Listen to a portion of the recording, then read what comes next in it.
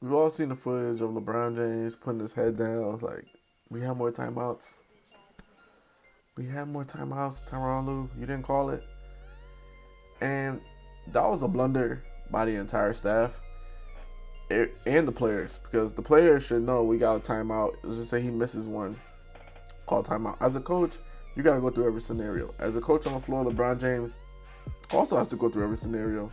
But part of that is called preparation. The Cavs weren't prepared for that moment. They thought that George Hill was going to nail both free throws, period. Point blank, period. They thought they were going to be up, and et cetera, et cetera. Despite all of the calls, all the stuff, there was just so many blunders made. And the fact that nobody called timeout, Tyronn-lue didn't rush the referees to call timeout, it was crazy. That was Brad Stevens. He would have rushed to the sideline, called timeout. It's a coaching blunder, it's a player blunder, but the personnel, somebody had to be like, you know what, if he misses a free throw, we have to be prepared for it. We have to be prepared for it. If he makes a free throw, we have to be prepared for it. These are things that coaches do like in their sleep. Okay, if this happens, we do this. If that happens, we do this. Give them at least 3 scenarios, and you drill it, during the off season or during training camp, even during the finals practice, you drill it. And the fact that Tyronn-lue didn't know they had a timeout, LeBron James asking him if we had a timeout is weird within itself, because he's a point guard on the floor. He should know we got a timeout. And J.R. Smith, he's a guard as well. He should know time to score. J.R. Smith always looks blunted. He always looks like he's inebriated. He might need to go into substance abuse protocol, and maybe the Cavs are hiding something for him. Because if you look at the Cleveland-Cavaliers organization, they're not always on the up and up. Kevin Love has always missed concussion protocol, and besides Game 7, when he didn't play because of the concussion, he's had other times where he had a concussion, he still played, and those lingering effects of a concussion can hurt you. When you look at somebody like J.R. Smith, you could tell that he's violating the substance abuse policy in the NBA, and a lot of people could be like, that's something harsh to say.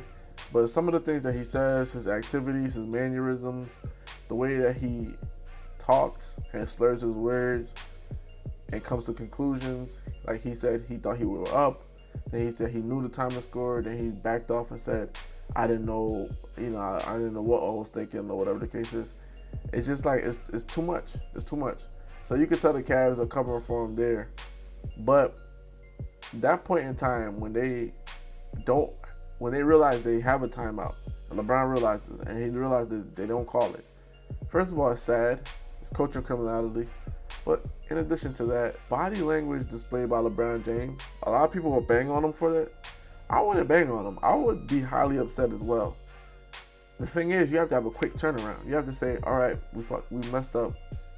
Let's go ahead and win this overtime. Let's show them we're not going to back down from it. And Tyronn-lue put his hand in the huddle, and nobody else puts their hand in the huddle. And that was ugly within itself, because it's like, damn, dog, like nobody's going to keep the team acumen up and keep the team spirit. You got to understand, when you're in the finals, you have a strong team spirit. That broke their spirit, because they felt like they played a perfect game, and for them to be going into overtime, where overtime always favors, for the most part, always favors the home team, they just felt like, damn, dog, not again. Like this is not a. And they all took their cues from LeBron James. He had his hand on his head. He was just highly upset, and who could blame him? I can't blame him. At the same time, when he says stuff like, these are my guys and I'm responsible for a championship, and I got to get my guys ready and stuff like that, that's what kind of kills his argument about how he acts on the court, because you're the leader. So the leader has to show the utmost perseverance, restraint, fighting them. And when he's like, well, we had a timeout or whatever the case is, and he's just shaking his head or whatever the case is, that, to me, if they lose this series, that's a dagger in the series. It's not this Curry threes. It's not the calls. It's not the block charge. It's the fact that as a group collectively, they fail to communicate, and they fail to represent one another to the best of their ability. And that came in that huddle. That huddle was a microcosm of the Cavs season. LeBron trying to do everything that he can. And the one time that he relies on his teammates or relies on the coaching, they don't step up for him. And that's just basically a microcosm of the entire season and of the finals. LeBron James doing everything that he can. When he tries to rely on guys to hit wide open shots, they can't do it. LeBron James doing everything that he can. But when it's time for guys to defend, they're getting blown by on mismatches and switches. So that's just a microcosm of their season.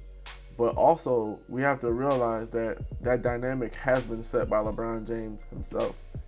If he would stop saying my guys, if he would stop saying, I'm the best player in the world, if he would just play and not talk about it so much, then he wouldn't give people like Skip Bayless ammunition. I feel sorry for him. I feel sorry for him in that regard because that blunder, it could be made at any other point before it to be in the NBA Finals of all times. It's just heartbreaking. It's just heartbreaking. And the fact that the coach didn't call timeout, JR didn't call timeout, the fact that LeBron didn't know to call timeout, but he has so many things on his mind, he's not going to call timeout. All of those factors that factor in, that's the dagger right there. It's not a physical dagger, it's a mental dagger. And despite going through the series and trying to move forward, game by game, you can see their spirit diminishing. Game 3 is important. They can't have any mental lapses, mental letdowns. They have to have a bounce back game. Well, that's what they thought about game 2.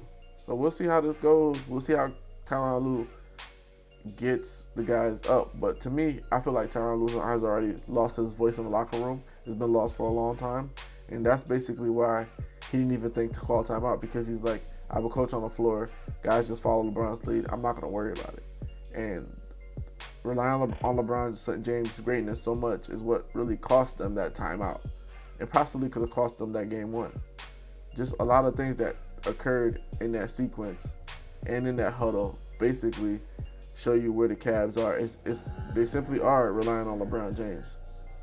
And I know Tyronn-lue is a good coach, and you don't get to 4 straight finals without having 3 straight.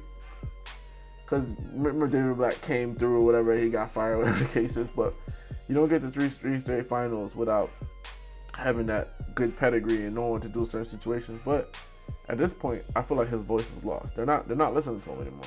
They're not listening to him. You can see it in their defense.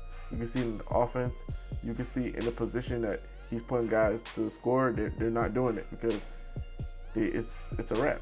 It's a wrap. Like, there's a lot of changes that are going to come for Cleveland. Believe it or not. Win or lose, there are going to be a lot of different changes. You'll see.